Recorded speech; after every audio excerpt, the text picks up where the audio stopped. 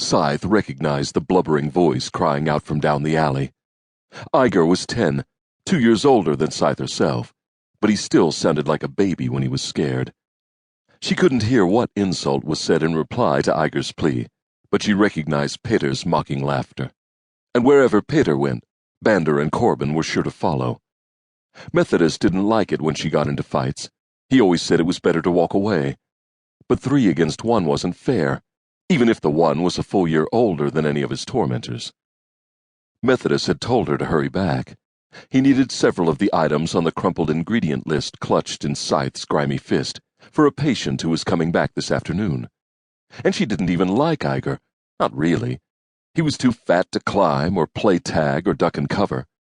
He was too clumsy to play toss rocks, and he cried if he fell down or stubbed his toe or scraped his knees. But it was 3 against 1, and Scythe hated Peter. "Please don't make me!"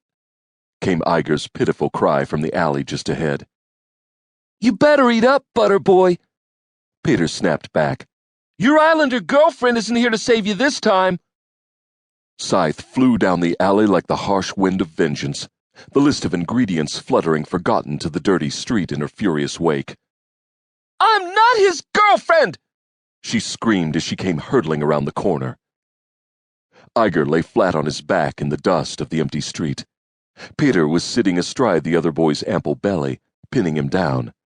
Dozens of inch-long maggots snatched from one of the bait shops by the dock crawled blindly over one another in a small pile on the ground beside them. Peter held one of the wriggling worms pinched between his thumb and forefinger, dangling it over Iger's plump, tear-streaked face. Bander and Corbin were standing safely off to the side, watching as their ringleader tortured his latest victim. At least, they were until they caught sight of Scythe barreling onto the scene. With a startled cry, both boys turned and fled before her charge. They'd learned long ago not to tangle with the slight but savage waif being raised by the local healer.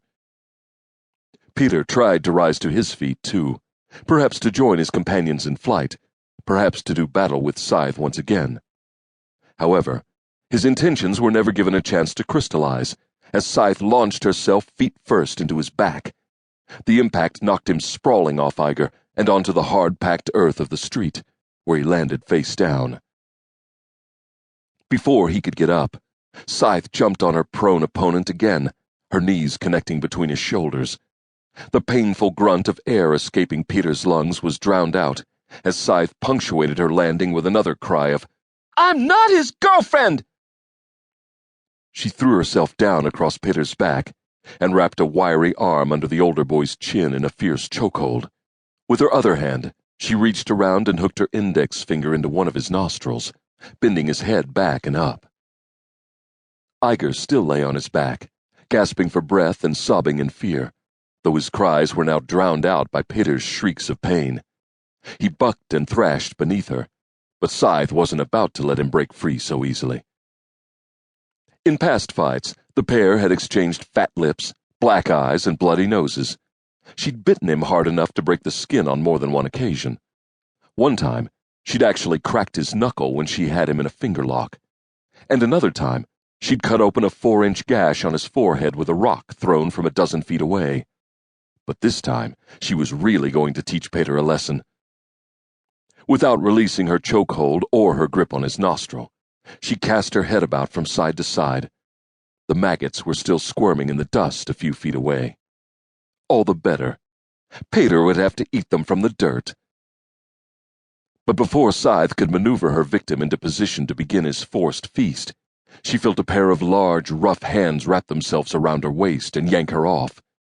She screamed and tried to kick whoever was holding her, but the man was too strong and too careful to let her land a solid blow, and she couldn't break free. Iger and Peter were still both on the ground, staring up in terror at whoever had grabbed her.